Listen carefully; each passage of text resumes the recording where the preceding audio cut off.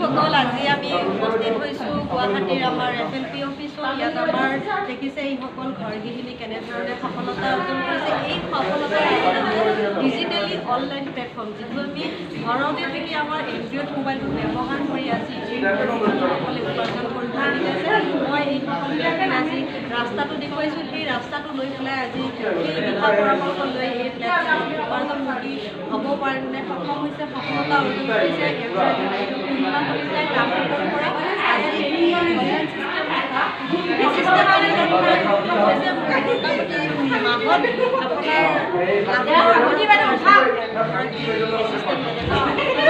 ইমান এটা সুন্দৰ পদবী ল'বলৈ সক্ষম হৈছে। তো মই বিচাৰোঁ এই অনলাইন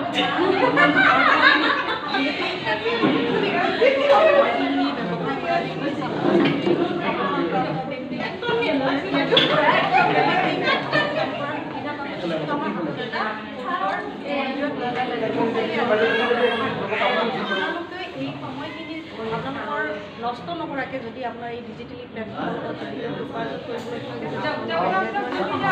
লাভ কৰিব। তো মই আমাৰ পূৰ্ণিমা কলিতা বাইদেউৰ পৰা অকণমান শুনিব বিচাৰিম।